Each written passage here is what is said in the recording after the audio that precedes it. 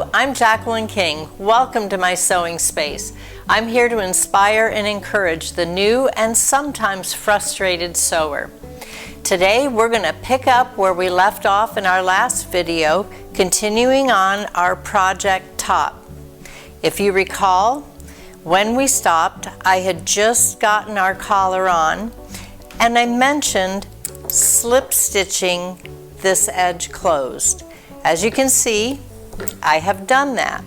For your sake, I'm going to do a little demonstration, and I hope you looked it up as I encouraged you to do that. Look up all types of hand stitches. They come in very handy.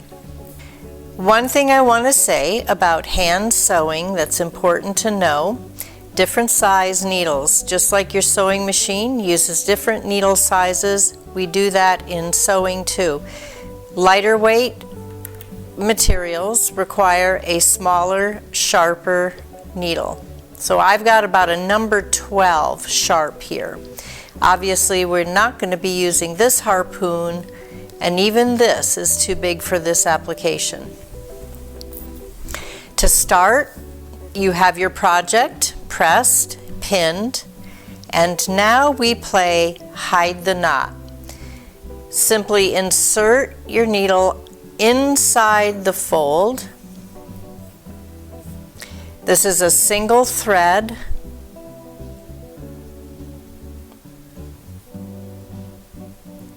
With that tail inside, your knot is hidden, and we're going to find one little thread in the single layer. Once I find that little thread, we go up into the fold, we pull through, and our thread is completely hidden. Beautiful. Now the idea is when you're doing this for a real garment, you're using the same color thread. Obviously, I'm using a contrasting color so that you can see. But when you're finished, nothing should be showing through on the outside of your fabric. When done properly, that's an invisible stitch on the outside of the garment, and that's what we want.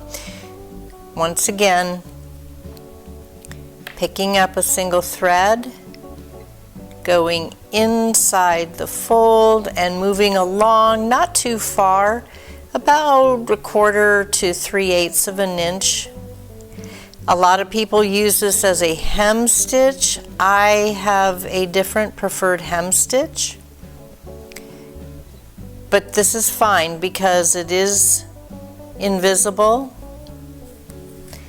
and that's what we do. You just continue along the length of your piece until you're finished. Now when you get to the other end, I'm not going to do the whole thing here. When you finish, put your needle into a single thread, into the fold like so. You have a loop here. Put your needle through the loop and to pull it tight. And now we played hide the knot, we're going to play hide the tail. Again, in through the fold, a good length, pull it up, and now we cut.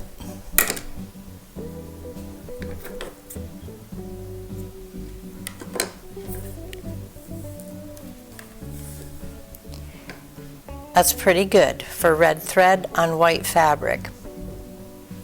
Now, if I hadn't have been worried about the camera trying to get a close-up, I probably would have done a little bit neater job, but I think you get the idea. Remember again, use as many pins as you need to.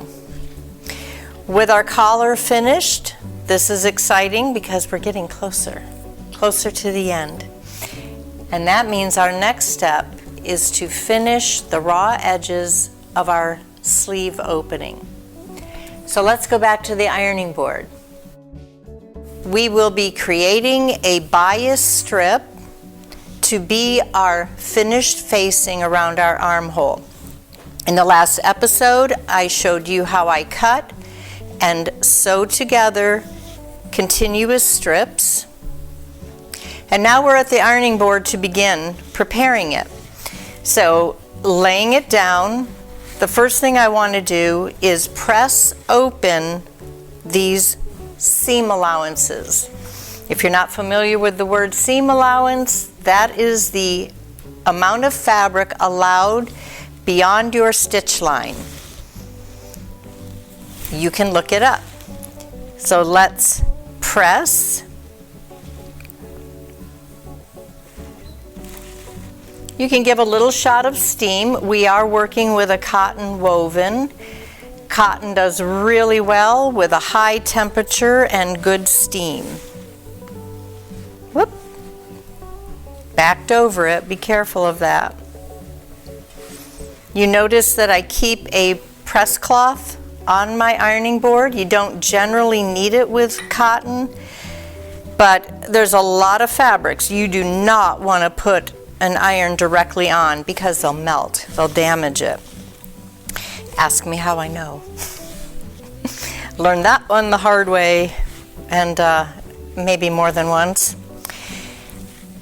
All right, so now we've got this all pressed out, seam allowances, and if you notice from joining them together, you've got these little ears. You do want to get those off of there, out of the way, because we're going to slide this through a little mechanism called a bias tape maker. There's different brands, and honestly you don't have to have one, you can do it without, but it's kind of a quick one step when you have one of these. So let me slide our project over here. This is my jar that contains all the different sizes that I use, wider to quite narrow.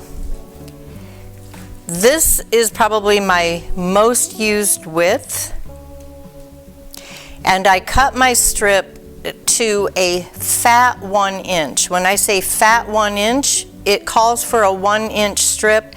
I know if I cut to the fat side of that inch mark, it's going to go through better. And different weights of fabric also work differently going through this mechanism. This is something you can look up on YouTube if you're not understanding it completely right now. So let's get our things out of the way to begin.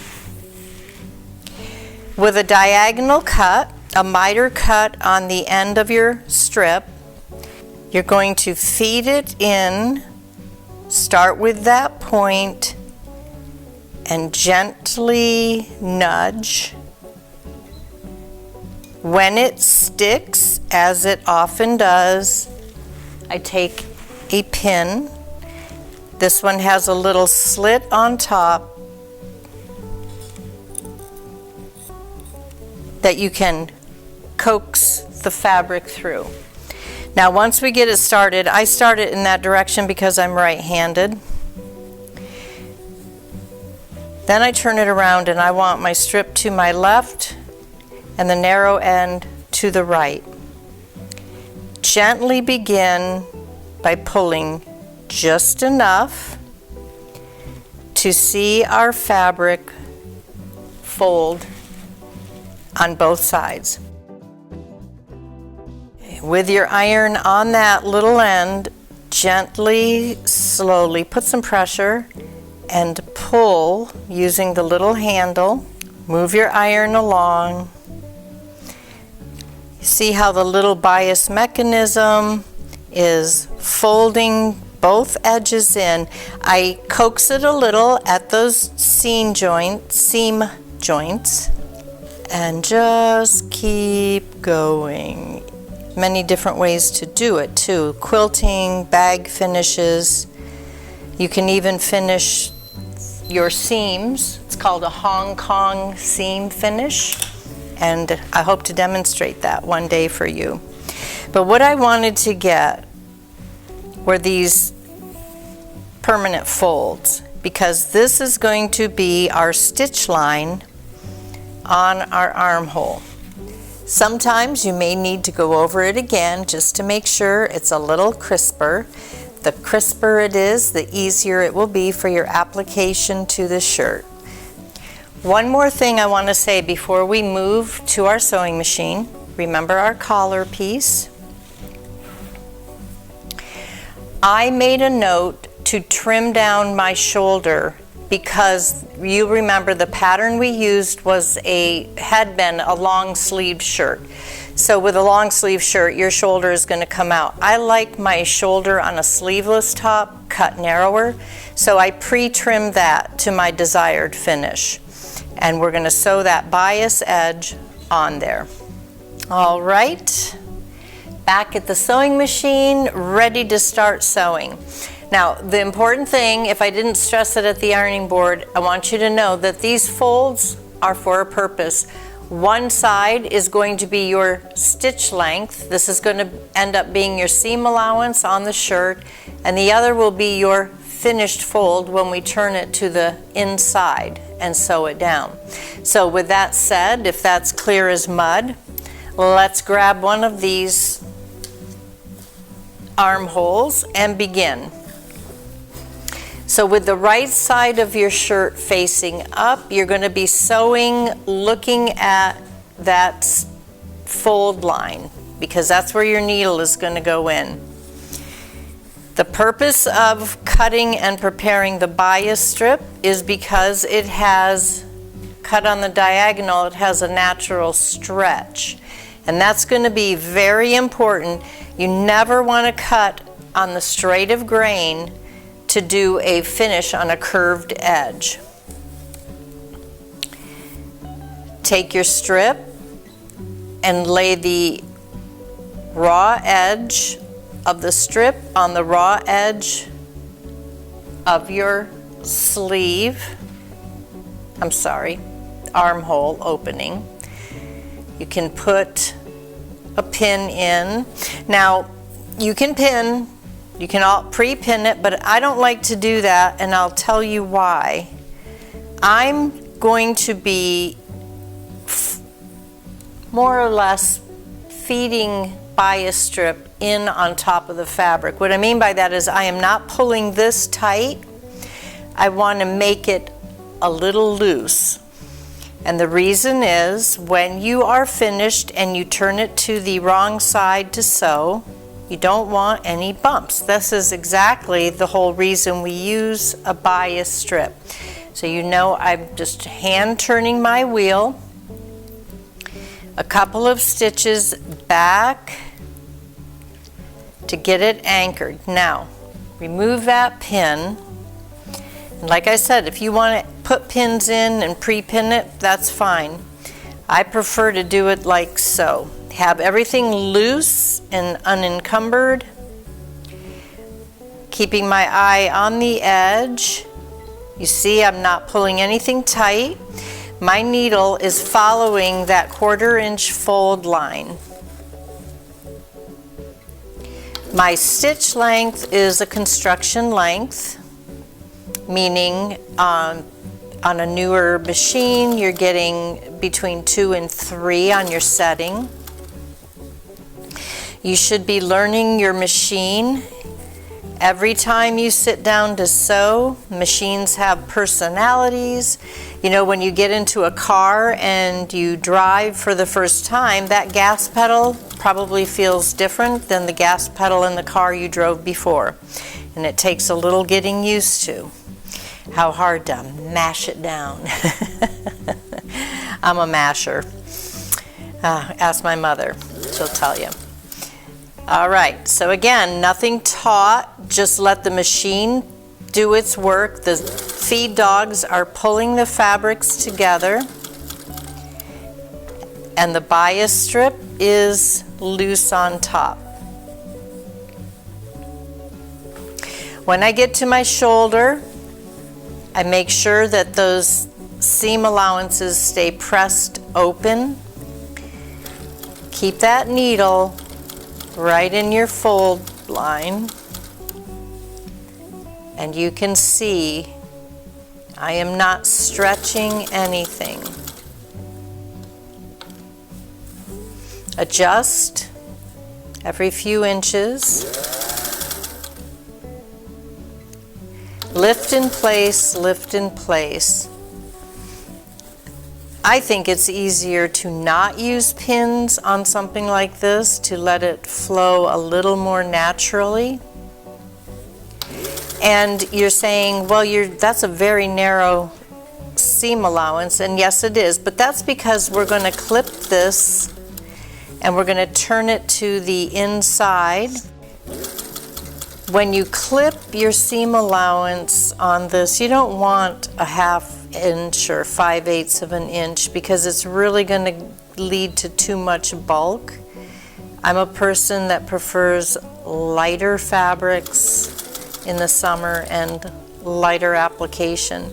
Okay, so now you can see we're just about at our finished edge. Sew to the edge of your garment, back stitch, and you can come forward once and take it out.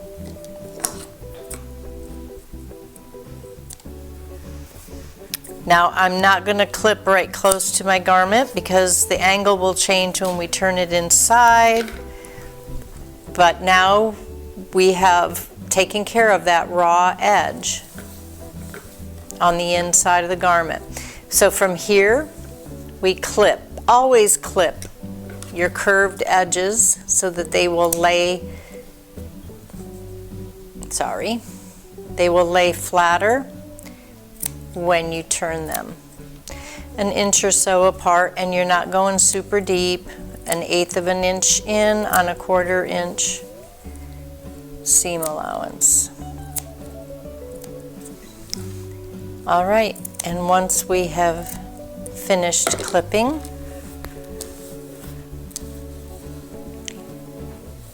we can finger press at this point. You can get up and go to the ironing board if you prefer. We will be pressing it all soon, but you can finger press the seam allowance to one side. By finger pressing, I'm pulling like so, putting that kind of pressure on and running with my thumb. Okay, so now when I turn it,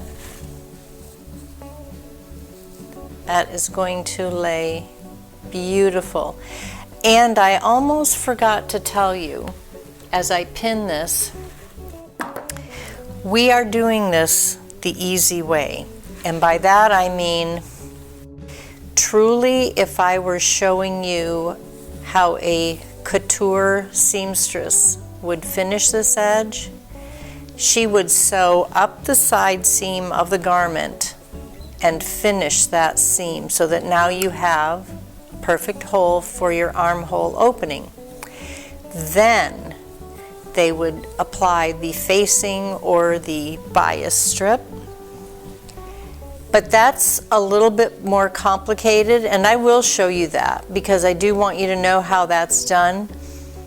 But for this application, I wanted it to be a little easier. Now, this will be a nice finish.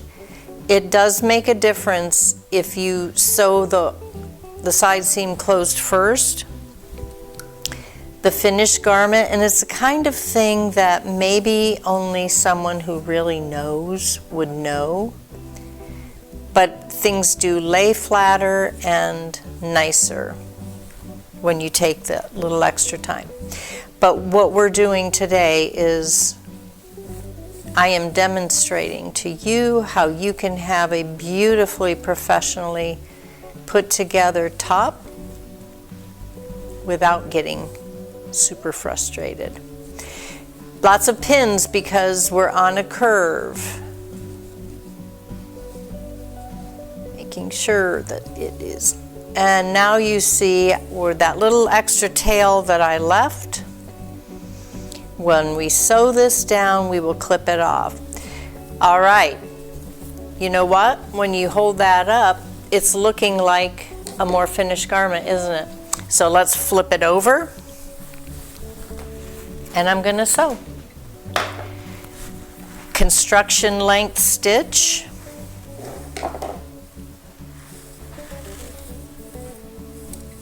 Put your needle in about 1/8 of an inch from the raw edge, the outer edge here, and back up. 1, 2. Oh, I'm getting excited. All of a sudden I'm feeling really great because we are doing the finish applications with the collar on and the armholes finished. Guess what we do next? You see that edge stitching? I am edge stitching in the finished fold of the bias strip. Now I do put the equal pressure on, left hand behind, right hand in front, letting the machine pull the garment through.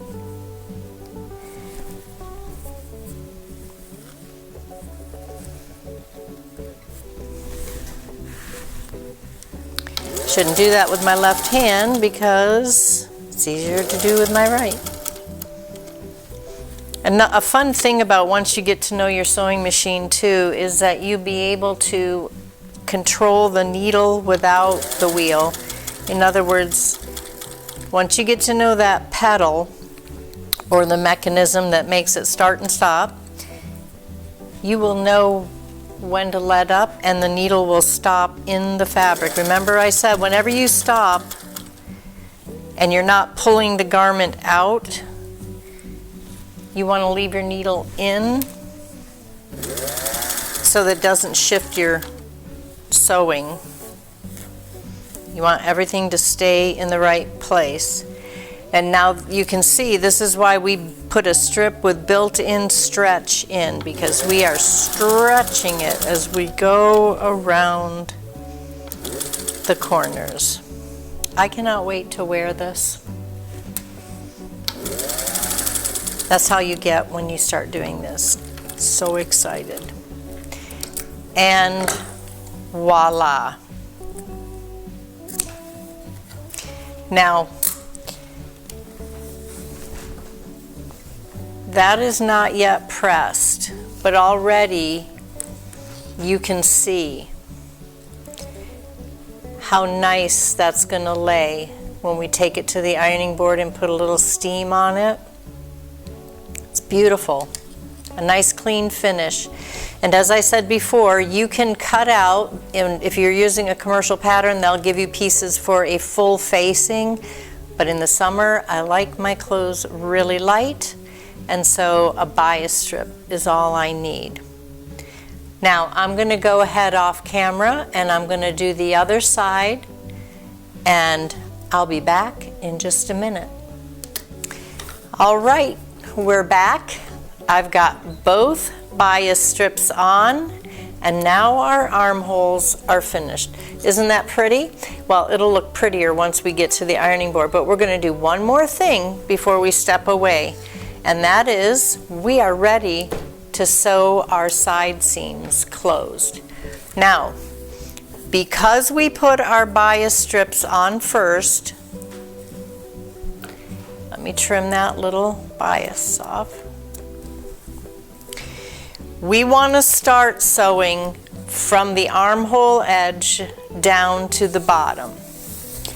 The reason is we want to make sure that these edges are perfectly matched. Do not worry about the bottom edge, the hem, because that can be trimmed if necessary. They should be pretty close. But up here at the top, your biased edges, lay those exactly on top of one another, and also your side seam. Everything should be put together even. Then take a pin and put it through. When you open it out, you should see perfectly matched. Now, when you do that, pick up both ends. And I'm pretty close. So I do want to put a pin at the finish. I'm not tugging anything. I'm not tugging one side or the other more than the other. I want them just even tension, or they may pucker. And now I'm going to do what I gauged with this type of finish to be my seam allowance. I put my needle in. Whoops, let's grab our threads. Always grabbing and holding our threads. Now I'm going to drop my needle down 1/8 or 1/4 inch away from the edge. I can pull that pin out and back up. You definitely want a good sturdy lock stitch here because the underarm will get a lot of pressure. I'll let those threads go at this point. I'm going to take my fingers, and here's the saying. What we're doing is sewing from point to point. Now I will put my fingers in the middle, lining these edges up. Let go of this point and begin. Once I get a little clearance here, I'm going to grab onto it. And again, put pins, put pins, put pins. Whatever you have to do to get accurate sewing, because the more accurate you sew, the better fit you're going to have on your beautiful body. So I adjust as I go. When we go over to the ironing board, we're going to press our armholes, press our side seams, and I will show you how I press for the finished hem. Remember, we're pulling out from the back. Trim our threads as soon as we can so we don't forget.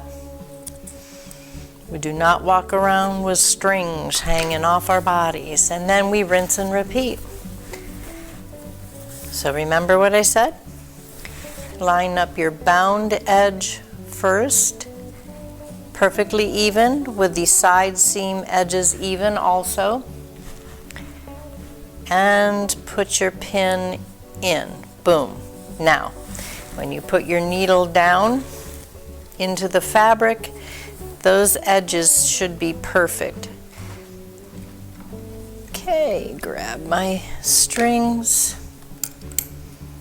pull my pull my pin out, and I'll just hand turn. Okay, once we get everything started, guesstimate by assuming they're going to be perfect. Line those edges up for your hem,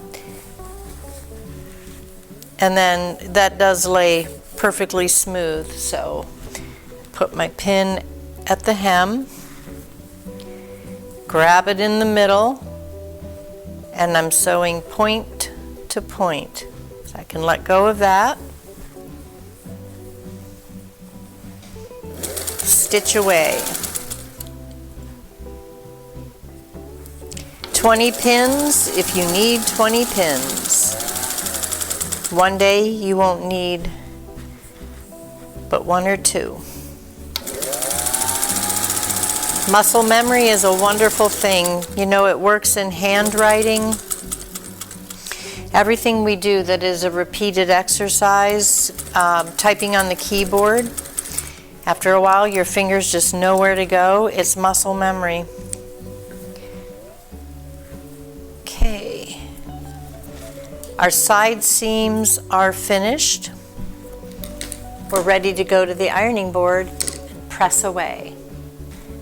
The first thing we're going to do is press open our side seam allowance. So lay it flat on the board. Get that automatic shut-off iron heating up. They're good, but they're also a pain. Finger pressing that open. Okay, that should be warm. Give a good shot of steam. I love a finished seam. Look how pretty that looks, and that'll never fray out. Oh, wait till I show you some other ideas. Okay, just get that as flat as possible. All right, other side seam.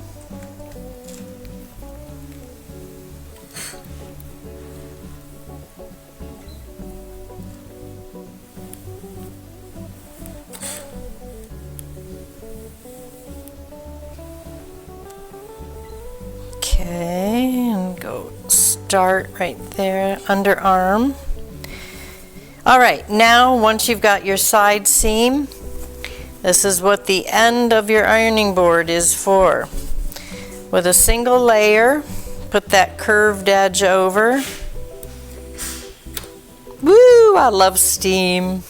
Did I ever tell you the story how I ruined a silk blouse with steam? True story. I was working for a tailor.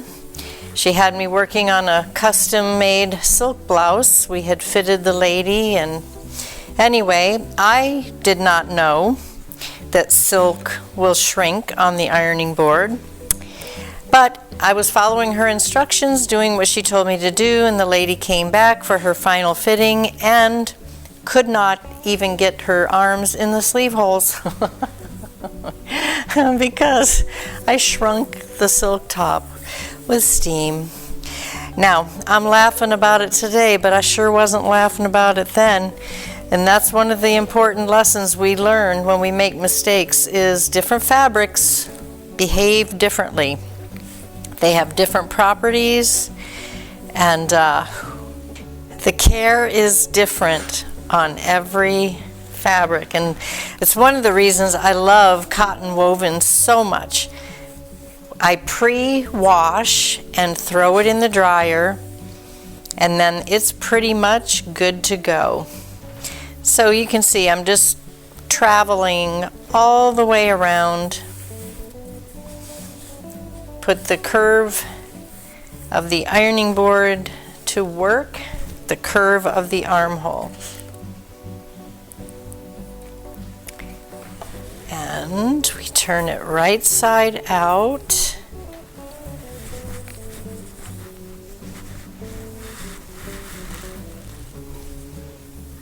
Oh, so beautiful. We're getting there. Okay, one more thing. While we're at the ironing board, we're going to press our hem. Now, when you press your hem, you've got seams coming down, so making sure everything lays the way it's supposed to. Remember, be aware that your darts are going to lay to the center. Your seam allowances at your sides are going to be open flat, and beginning, because I'm right-handed, on the right edge here, I'm simply going to fold up 1/4 of an inch, and I slightly finger press it to begin. Lay your iron on, give a shot of steam. Oh, I think I might have to fill my steamer. And now, with your fingers leading the way, just fold. And look at that lovely curve. That's why you want a narrow hem on a shirt like this, because it's got curve. Lay that dart down flat. Keep going. Keep going. When you pre-press your hem this way, you barely need pins. Okay, and then having done that, continue. Now I'm going to show you a little step a precautionary step I take once I get the first, because we're going to go back and we're going to rinse and repeat. We're going to fold this 1/4 inch a second time. So we're going to have a finished 1/4 inch hem on this. So before I do that, I've got to check that these are going to finish exact. So take your top, starting at your collar band, take those placket edges and just naturally, don't tug on anything, see where they lay. And actually, they lay perfectly. So now I can go back and do my second fold.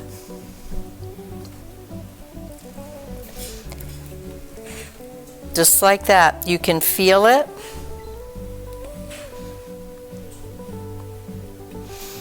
Now, different hems for different, or I should say different garments will have different hem finishes because of the curved edge on the bottom of this top. On the bottom of this top, at the hem, we need a narrow finish. I'm excited because the next project we're going to undertake is just some simple pants hemming. So we're going to talk more about hemming in the future. There's all different applications, skirt and dress hems, fancy, casual, denim to dress. Yes, do get your fingers out of the way when you're doing that blast of steam.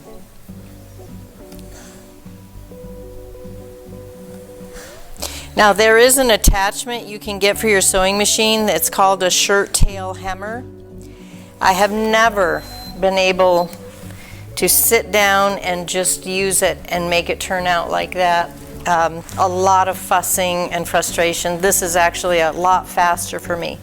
So, our armholes are finished. Our side seams are sewn together, and now we have a beautifully pressed hem. Let's go back to the machine. Are you ready? I know I am. Let's stitch this hem. So, with our double fold 1/4 inch pressed edge, what are we going to do? We're going to grab these tails. We're going to put our needle in 1/4 to 1/8 of an inch away from the finished edge. Drop that presser foot and go in reverse. Bump, bump. Hand turn for good control, because this is definitely a place we do not want a booger. You know, that nasty rat's nest of thread. That's what my mother used to call my hair when I was a little girl. A rat's nest. Oh, what did you do in the night? Your hair is like a rat's nest. Mom, it hurts. I have my regular construction length stitch. Let's snip the top, snip the bottom. When you snip them separately, then you get them right close to the fabric.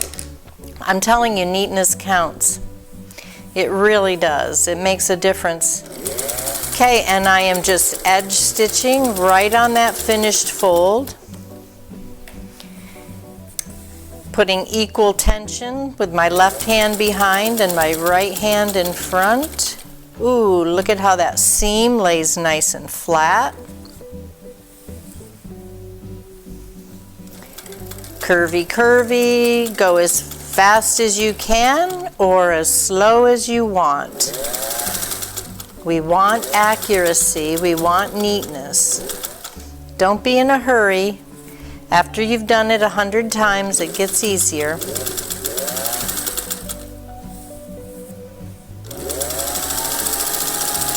And of course, off camera, I will give one more press to this, because that will be the finish, sinking it down.